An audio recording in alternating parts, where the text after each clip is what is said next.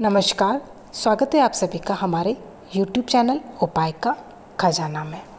देखिए, यदि आप सावन मास में व्रत रखते हैं तो आपको इस कथा का श्रवण अवश्य करना चाहिए। सिर्फ कथा का श्रवण करने मात्र से भगवान भोलेनाथ ज़रूर प्रसन्न होते हैं और आपकी मनोकामनाएं पूर्ण करते हैं।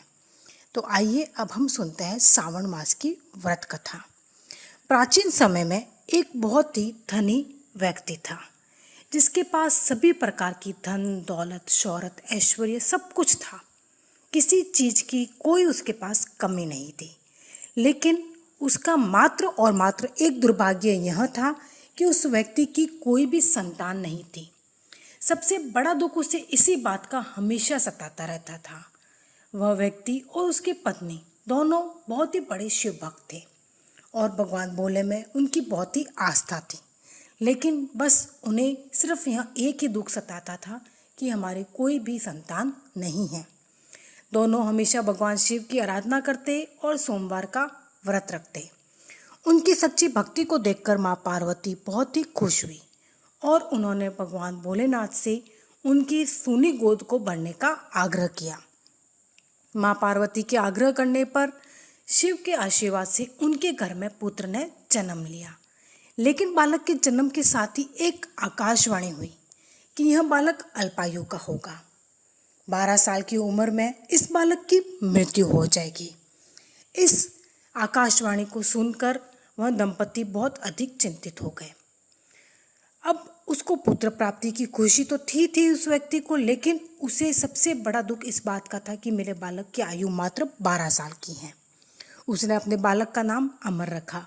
जैसे वह अमर थोड़ा थोड़ा बड़ा हुआ, उस धनी व्यक्ति ने उसको शिक्षा के लिए काशी भेजना उचित समझा। उसने अपने साले को अर्थात अमर के मामा को उसके साथ काशी भेज दिया। अमर अपने मामा जी के साथ काशी की ओर चल दिया। रास्ते में उन्होंने जहाँ जहाँ विश्राम किया वहाँ उन्होंने ब्राह्मणों को भोजन करवाया, दान दक्षिणा दी। चलते चलते वे एक नगर में पहुँच गए जहाँ पर एक राजकुमारी के विवाह का समारोह हो रहा था। उस राजकुमारी का जिससे विवाह हो रहा था वह दूल्हा एक आंख से काना था। यह बात दूल्हे के परिवार वालों ने राज परिवार से छिपा कर रखी हुई थी। उन्हें इस बात का डर था कि यह बात अगर राजा को पता चल गई तो वह यह शादी नहीं होने देंगे। इसलिए दूल्हे के घर वालों ने क्या किया कि असली दूल्हे की जगह अमर से झूठ मूठ का दूल्हा बनने का आग्रह किया और वह उनके आग्रह को मना नहीं कर सका।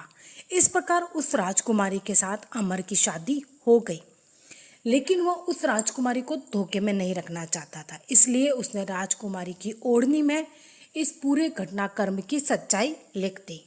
राजकुमारी ने जब अमर के उस संदेश को पढ़ा तब उसने अमर को ही अपना पति माना और काशी से वापस लौटने तक उसका इंतजार करने को कहा।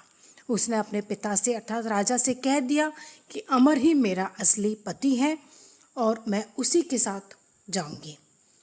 अमर और उसके मामा वहाँ से काशी की ओर चल दिए। समय का पहिया आगे बढ़ता रहा। उधर अमर हमेशा धार्मिक कार्यों में लगा रहता था, दान पुण्य करता रहता था। जब अमर ठीक 12 साल का हुआ तब वह शिव मंदिर में भोले बाबा को बेलपत्र की पत्तियां चढ़ा रहा था। उसी समय वहाँ यमराज उसके प्राण लेने पधार गए, लेकिन इससे पहले भगवान शिव ने अमर की भक्ति से प्रसन्न होकर उसे दीर्घायु का वरदान दे दिया था। परिणाम स्वरूप यमराज को खाली हाथ लौटना पड़ा।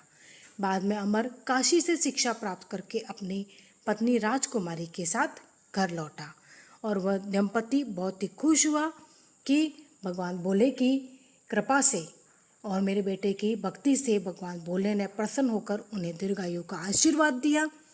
इस प्रकार से यह सावन मास की कथा संपूर्ण होती है। यदि आज आपको मेरा यह वीडियो पसंद आया हो तो वीडियो को लाइक ज़रूर कीजिएगा और यदि आज आप मेरे चैनल पर पहली बार आए हैं तो चैनल को सब्सक्राइब करके बेल आइकन भी ज़रूर प्रेस कर लिएगा। आपको इसी तरह से मेरे इस चैनल पर कथाएँ मिलती रहेगी और मिलती रही है। अब मैं आप सबसे इजाज़त चाहती हूँ। हर हर महादेव।